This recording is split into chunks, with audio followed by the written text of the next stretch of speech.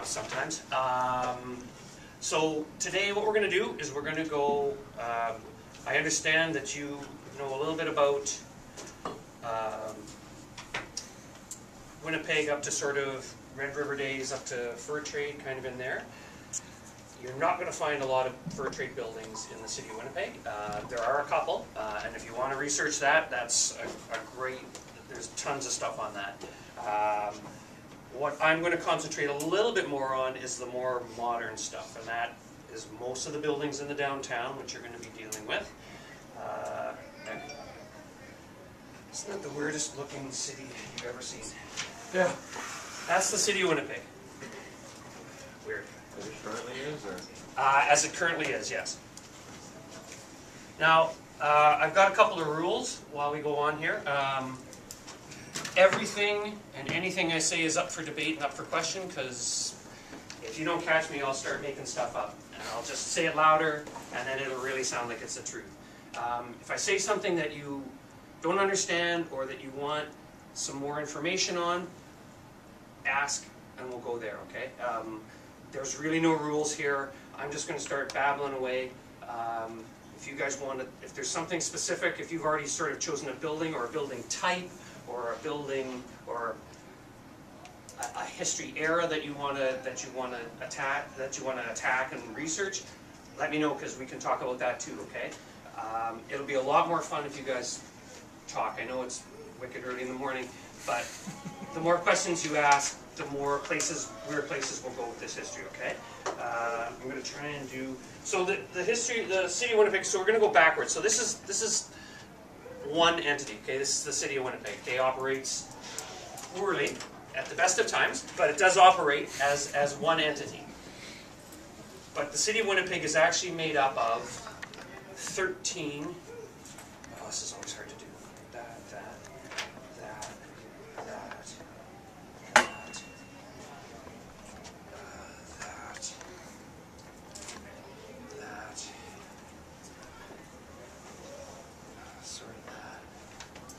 There.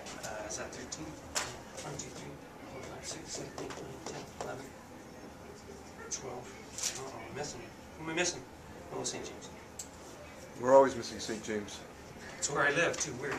Okay, so the city of Winnipeg in 1972 did something that everybody on Earth went, wow, that's really cool. They created Unicity. They created this silly black-looking thing here out of 13 separate entities. The blue are rivers, so that's the Red River, Assiniboine River, and the Seine, which is a really cool place, and then City of Winnipeg. So in 1972, we created what was called Unicity, and it took Transcona, North Kildonan, East Kildonan, St. Boniface, St. Vital, Fort Garry, Tuxedo, Assiniboia, Charleswood, St. James, Assiniboia, there was Brooklands in there, West Kildonan, Old Kildonan, and the actual city of Winnipeg, which was actually two entities, because they had a metropolitan corporation, which is truly not important. So they took 13 separate entities. There was, how many cities? One city, two cities. City of St. James, City of St. Boniface, the town of Transcona, I think Tuxedo was a town. Yeah, Tuxedo was a town. So they took all those little entities. So that's, let's show of hands. Who lives in St. James? Just me. Great. Who lives in Charleswood? One. Terrific. St. Boniface? St. Vital? Yeah. Transcona? Is anybody here from Transcona? Ah, too bad. Transcona is the coolest, actually, by the way. Just to let you know. Tuxedo? Oh, Tuxedo, yeah. Fort Garry? Okay, so each one of those entities, each one of these 13, had their own mayor or government council. They each had their own little tiny wards. All these tiny, Charleswood and Tuxedo all had tiny little wards. So they had voting at different times. They had street works. They had parks and rec departments. It was insanely poorly run as a city because what we'll use purple, because this is sort of Main Street St. Mary's Road. Well, how many jurisdictions does it go through? Like 86 of them, right? So how are you going to stop? How is St. Vital going to manage St. Mary's Road and then stop at the bridge or stop at the river and then give it over to the city of Winnipeg, who's then going to stop and give it to Westgate, who's then going to stop and give it to OK? It was really unmanageable, and especially after the war, because once the 50s and 60s hit, Winnipeg exploded, right? Population, economic, cultural, everything exploded, right? So the problem was, as this population grew in each of the little areas, what are you going to do? How are you going to manage all of the things that you have to manage? The new infrastructure, all that stuff, right? All that really exciting stuff that we always talk about, right? Sidewalks. How are you going to figure out sidewalks? How are you going to figure out a boulevard tree? If it's on the border, who cuts it down? Who gets rid of it for the hydro poles? All those questions were solved by Unicity in 1972. And some will argue poorly and some will argue well. They combined everything. So you had one mayor, you had 50 councillors. The idea was really cutting edge. Toronto had tried something like it because they were suffering from the same thing. They had big area, lots of little jurisdictions, and no real overall control of it. So Toronto tried something in the 50s. Winnipeg said, I think we can probably do a little bit better. And so a lot of international planners, a lot of people got really excited about Winnipeg because it was a real attempt to have a centralized order, right? So you had one government located right there, right on Main Street at City Hall. You had one government, so they ran everything, right? They ran the roads, so there wasn't any question as to who was going to cut down that tree, right? It was going to be the good old city of Winnipeg, right? But what they also realized was, okay, well, you got, let's take St. Boniface. St. Boniface was founded in the same time the city of Winnipeg was, in the 1820s or the 1810s, right? When the Red River settlers came, St. Boniface was founded. So St. Boniface had a history over 150 years of managing its own affairs, okay? So it would be like if you were allowed in this class, if everybody in this class was allowed to do exactly what they wanted, okay, for, let's say, since kindergarten, you were allowed to do anything you wanted, right? You had to be responsible about it. You had to do all the things, you had to learn all the things you had to learn. But then in grade 11, it was decided, no, you're not going to get to do any of that. We're going to, you're going to have a teacher up front here who's going to teach you. It would be very difficult for you to do that, right? Because you're used to having a certain amount of freedom. So Unicity in 1972 said, okay, no, you're not having the freedom to run the overall business of the city. But what they did do is they allowed for a whole whack of councillors, way too many councillors, 50 councillors on city council. And if you think the 13 or whatever now don't get along, wow, the 50 were nuts. That just didn't work, right? That was one of the experiments that they tried that just didn't work, right? Because there was too many. The other thing they did was they created... There's the problem of too much representation. Way too much, because then nothing could get done, because you had like 12 councillors from Tuxedo.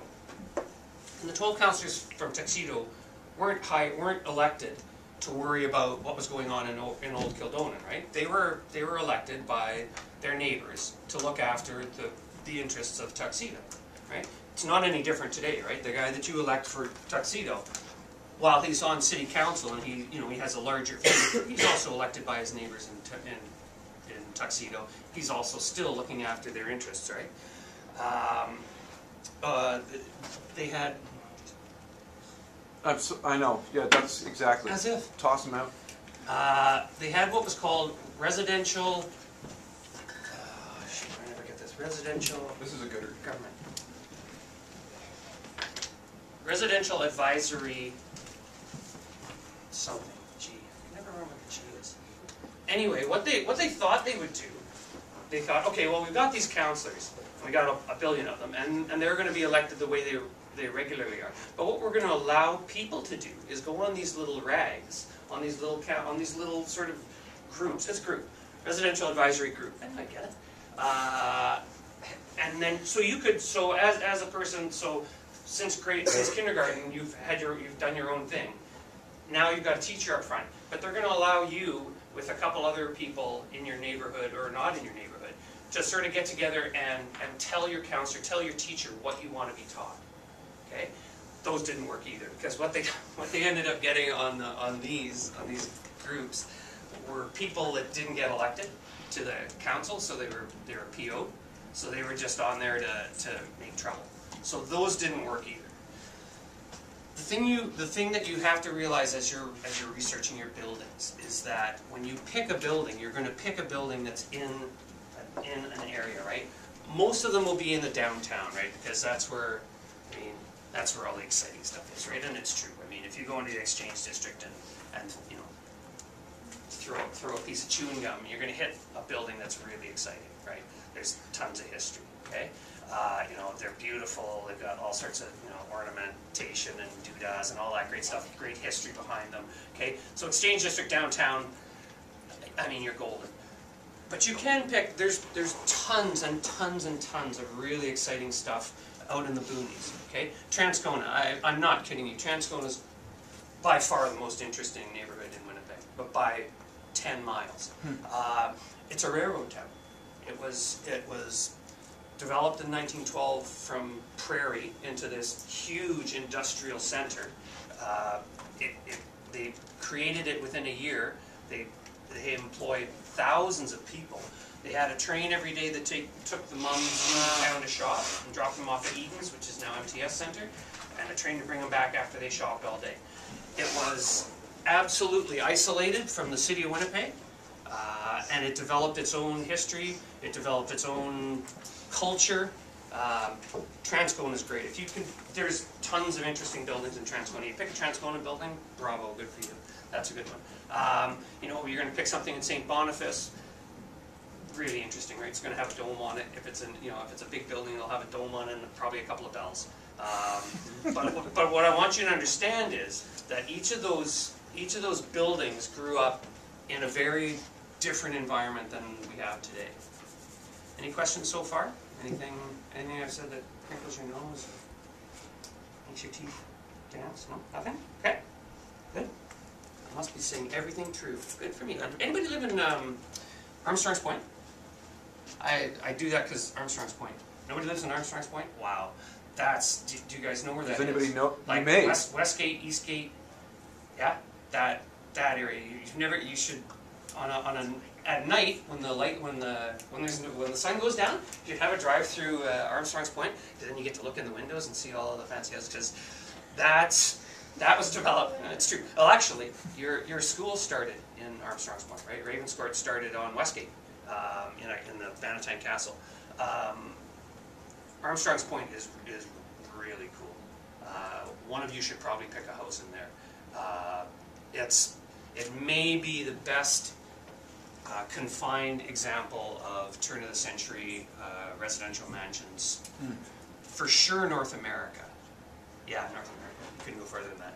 But it actually, the city is looking at making it its very first heritage district, meaning that there would be controls over what they could build, and you can't paint your house pink and all those kinds of things.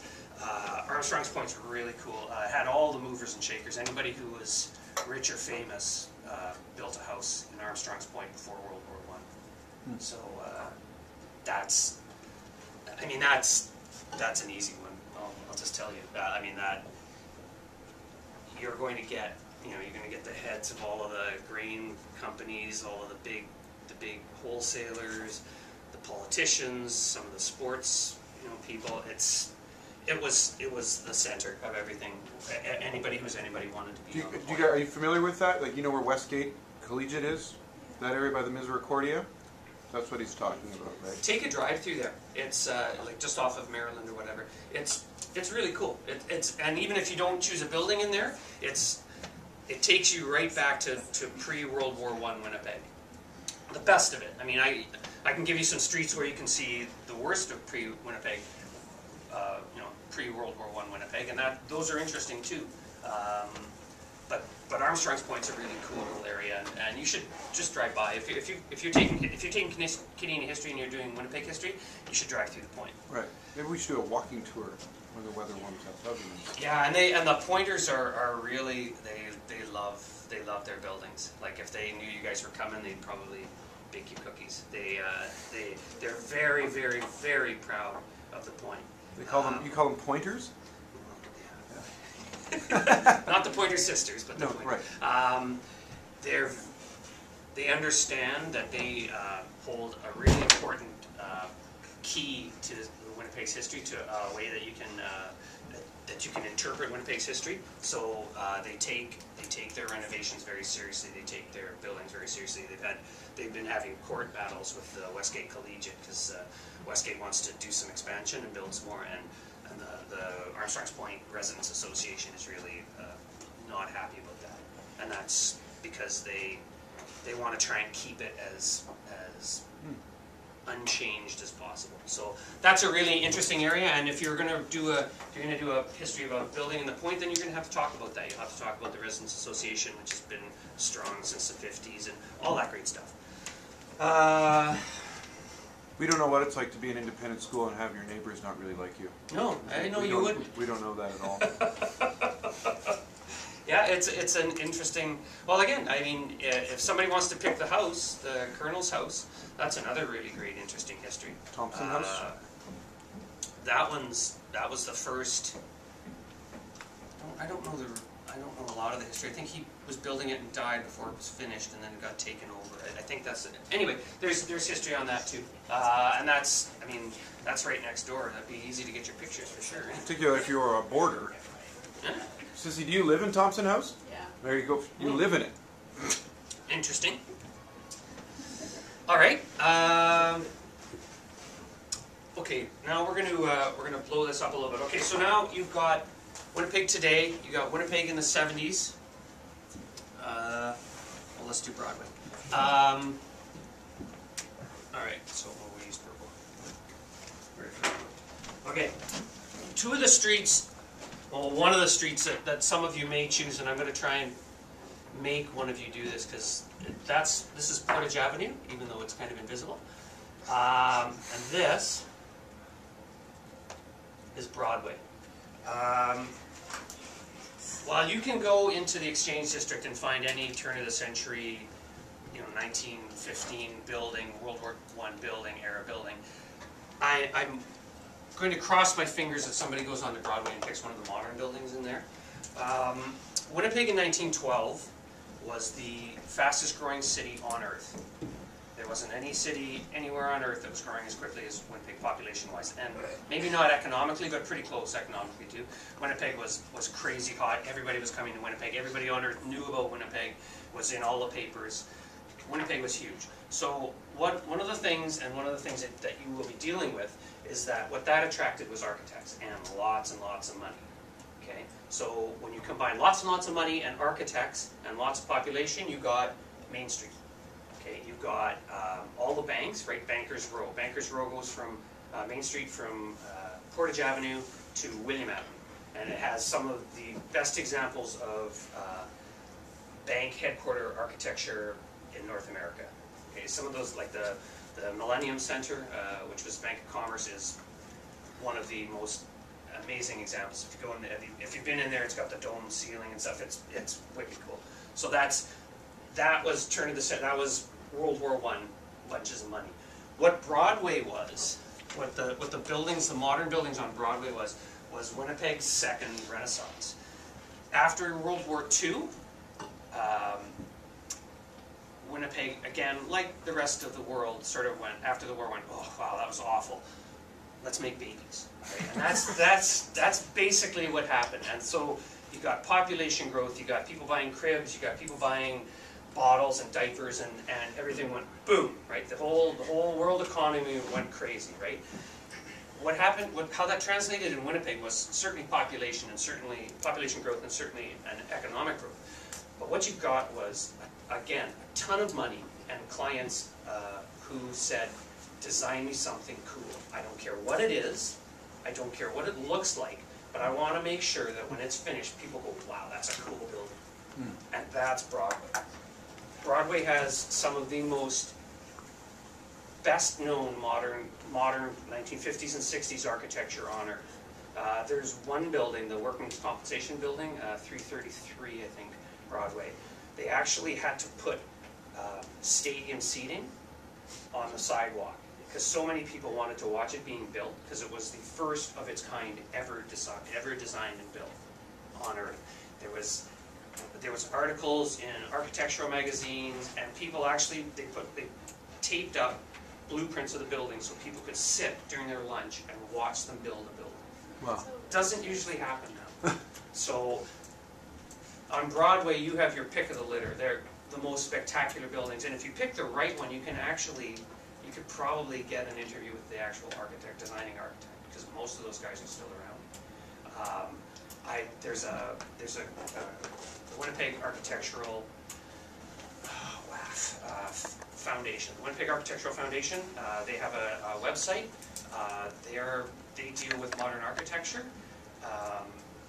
They hired me to interview some of these guys, and some of the real movers and shakers. They came out of the U of M. The U of M at the time was the leading architectural school on earth, so they were incredibly well trained.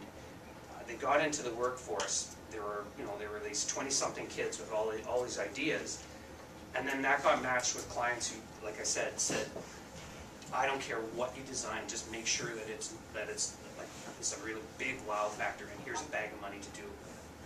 Yeah. It doesn't happen anymore, right? We've got this budget, and it has to look like this because it has to look like the corporate, whatever our corporate look is, right?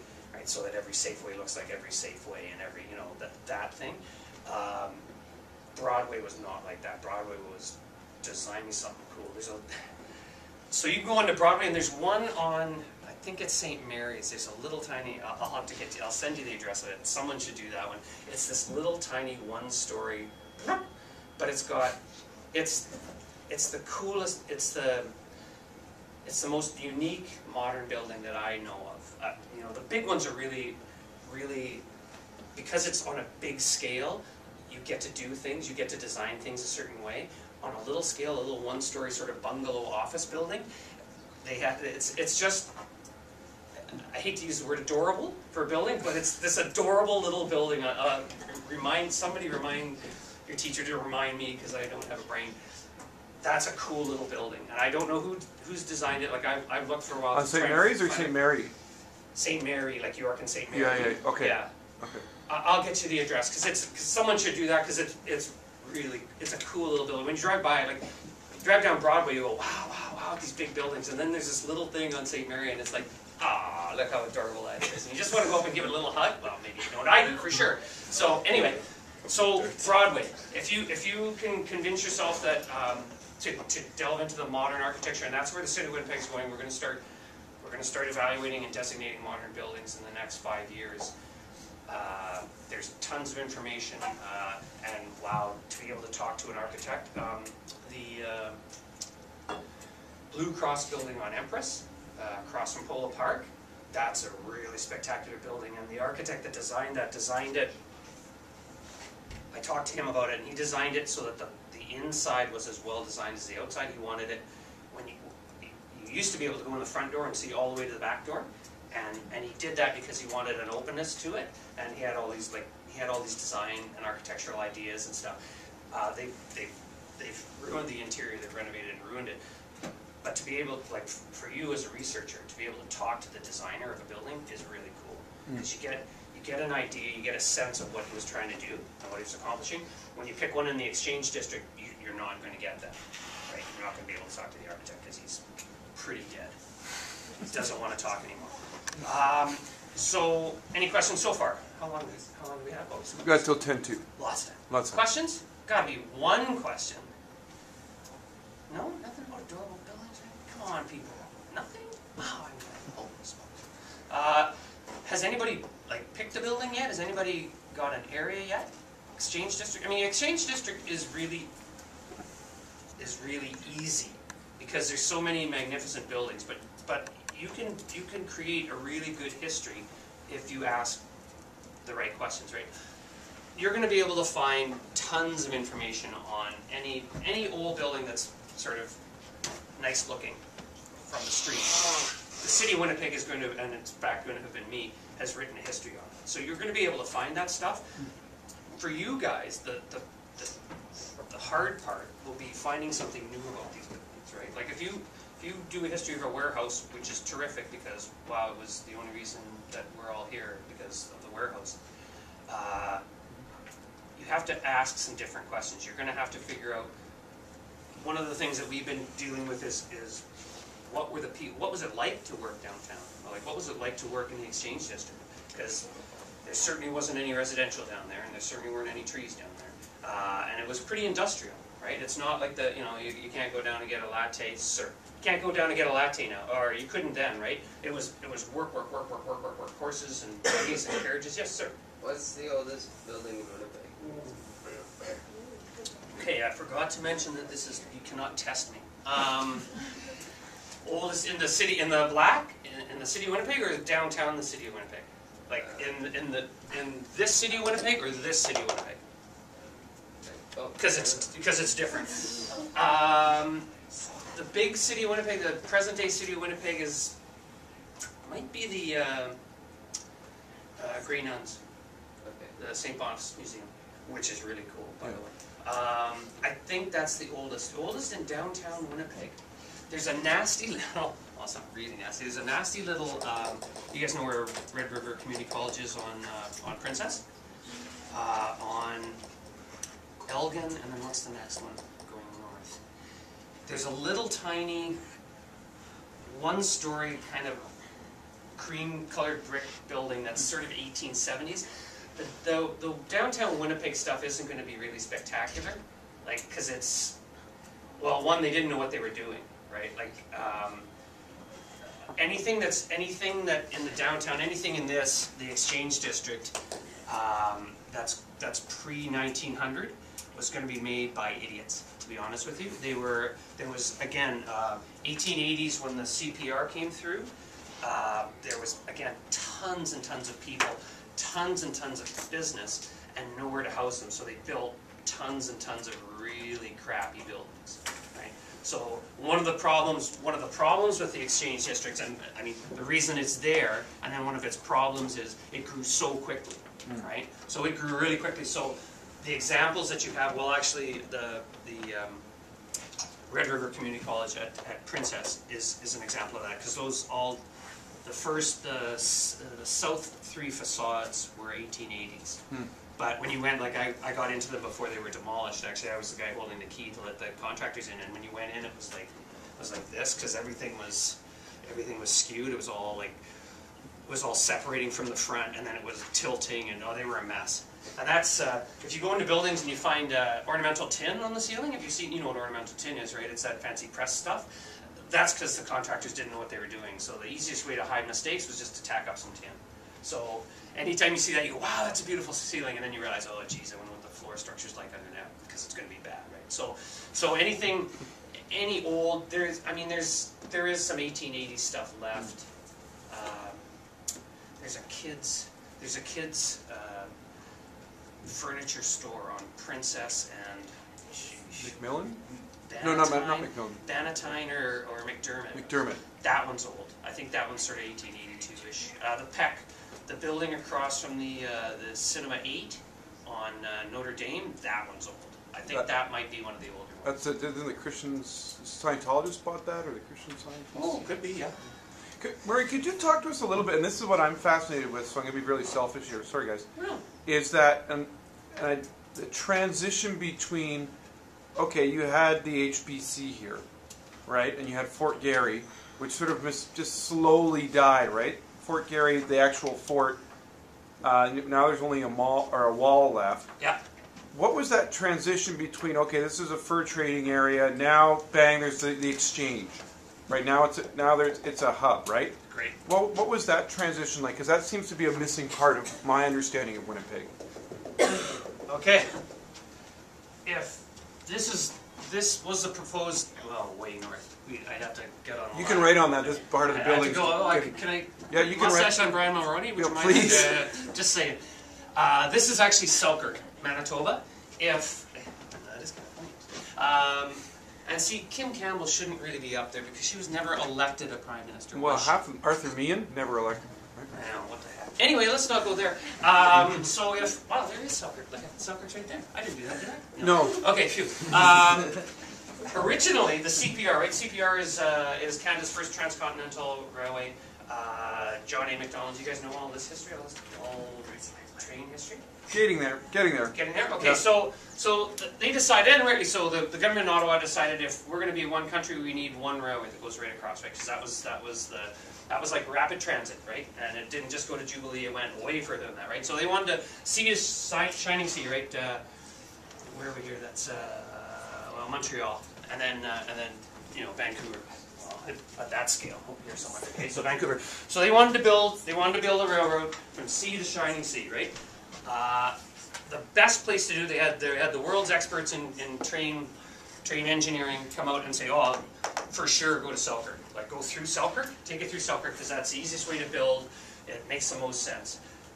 The Winnipeg Chamber of Commerce went, no, we're not going to do that. You're gonna do this. You're gonna bring it this way, and then you're gonna come down here, and then you're gonna go right smack dab through the city of Winnipeg. Okay, it didn't make any sense financially for the CPR. We had to give them the Louise Bridge. We had to give them free. We had to give them tons of land in the city of Winnipeg, and it was all tax free.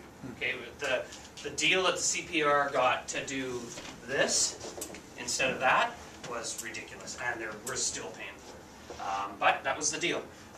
That's 1881. So we went from the sleepy little town. We had the fort there.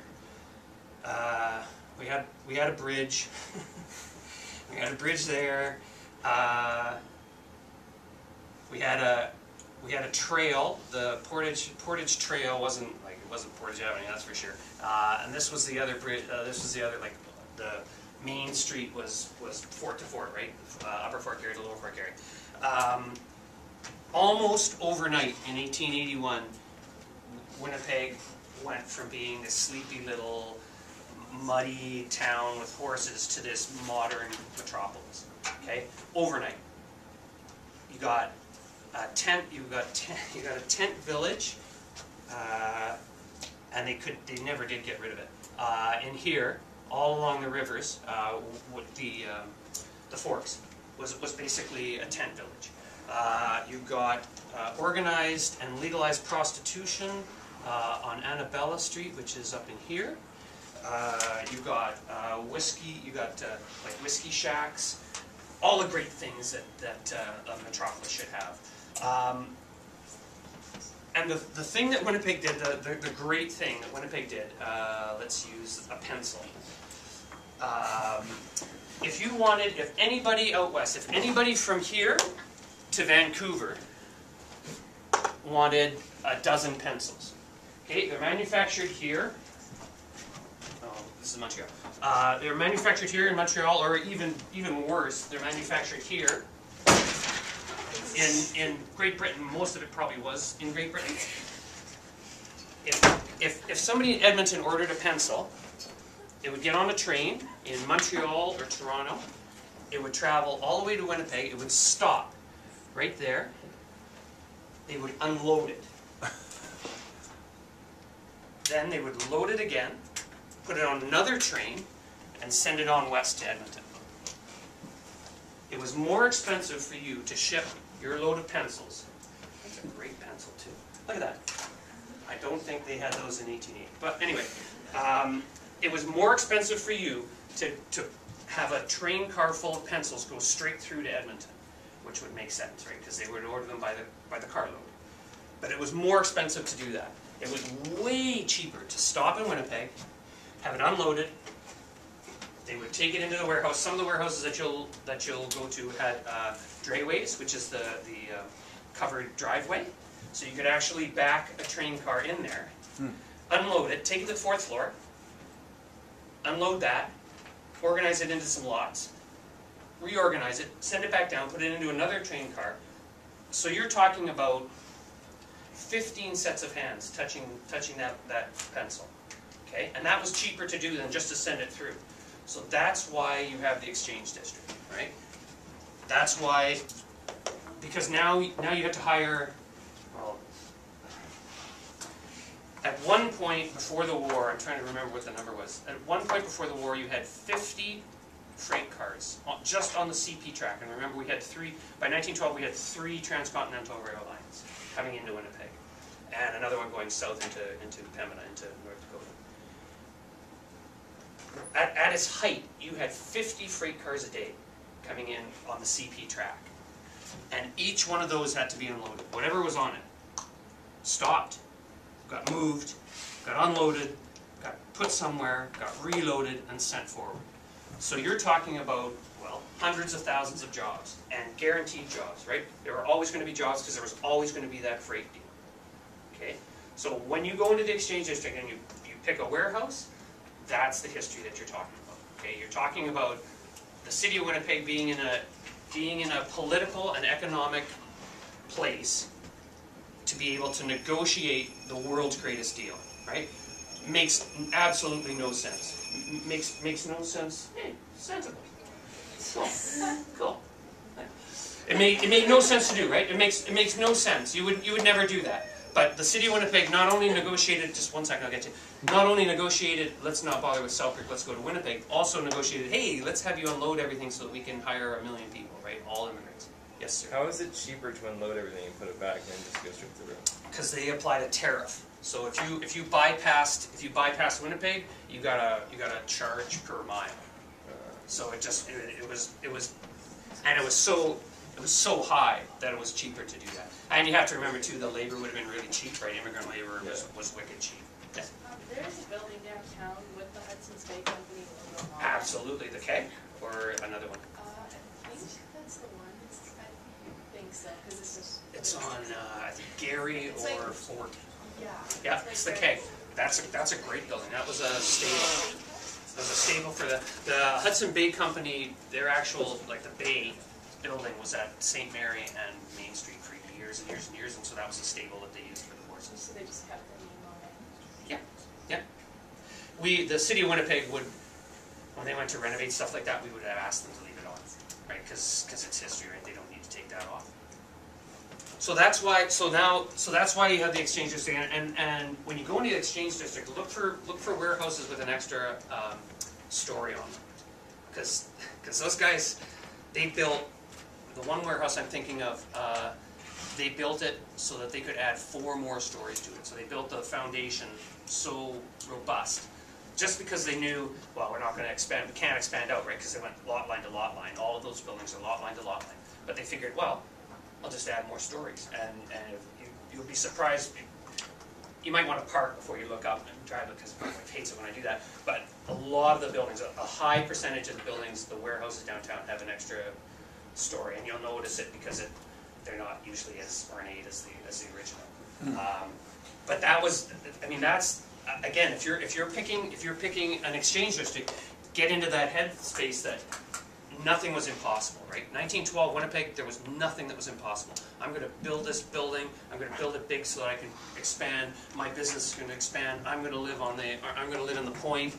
I mean, that was the idea back then. I mean, Right. The immigrants didn't have the same idea. And your workers are coming from in the city. Like there you have Armstrong Point, you've got the Exchange, and then where's your labor coming from? Labor's right in here, in the north end. Again, the one really sad thing is that we don't really have good examples of like tenant buildings, which there was lots of. We don't have really good worker buildings left, which is really too bad, because the north end and the slums in the north end were a really important part of our history, really important. It generated a lot of concern, it generated a lot of really interesting solutions. We had the first, Winnipeg had the first everything in Western Canada, because we were, like I said, the reason that we got to negotiate this deal and this deal, Selkirk and the warehouse district, was because there wasn't anything, I mean, really, it was all whiteboard, right? West of Winnipeg was all nothing, right? There wasn't anything out there, so anything that happened in the west had to go through Winnipeg. All the banking, all the financial, anything, like, the only reason Edmonton and Calgary had enough money to build anything was because the bankers in Winnipeg said it was okay to do it, right? You have to, I know Winnipeg takes a lot of heat, and you know, we're sort of on the back burner now. Remember, if you're doing anything from pre-World War I, put Winnipeg right at the front, on the front burner. They were absolutely the center of everything, in the West.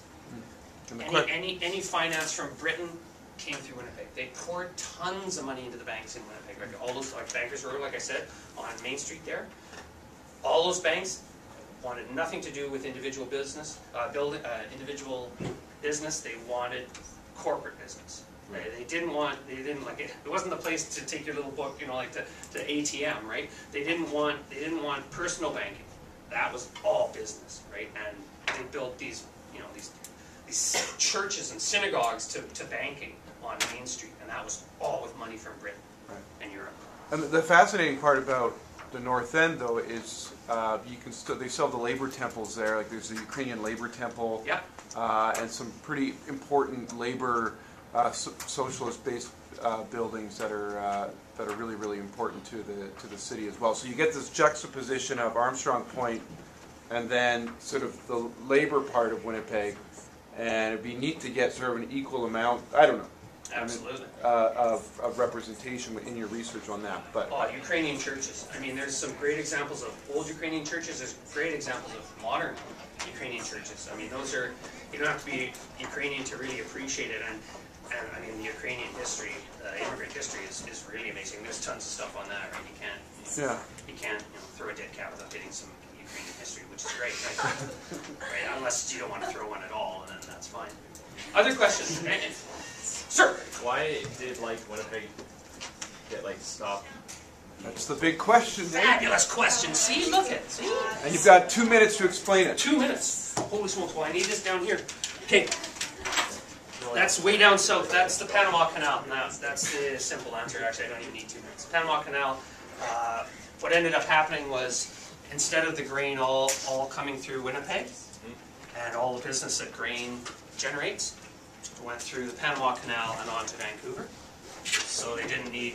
And then World War I, sorry, killed. Panama Canal was built and opened, and then World War I was declared war, and that killed all of that money I was talking to you about from Britain. Stopped. So not only did they didn't have the wheat economy anymore. We were cut out of that loop, and then we didn't have any money coming in because everyone was funding missiles and bombs and bullets. And afterwards, we had a little economic. We're back in 1919 and 20. Well, the strike happened in 1919, right? Which is really important. This one here. That's wait until we start talking about that. So that just killed everything, and then we never really. Then we got the Great Depression, which, Winnipeg is still based on the wheat economy, right? The agricultural economy. And the Great Depression killed all that, and we just never recovered until after World War II, when everybody recovered. You guys now thirsty and full of all sorts of goofy stuff? So make sure, when you start researching, if you want to look at, I'll give you one more now, NOW, Neighborhoods of Winnipeg. A really cool site in the city of Winnipeg. You can go to any neighborhood. There's 239 in the city. You can go to any neighborhood and get a history of it. You also get the municipal histories that I wrote, that are all lies, but that's okay. They're up there, so they must be true. And you'll probably need to talk to the city's historian when you get to that, and that would be me. So just let me know when you have buildings chosen. Right. Somebody do modern. Somebody do something in the North End for sure. What else?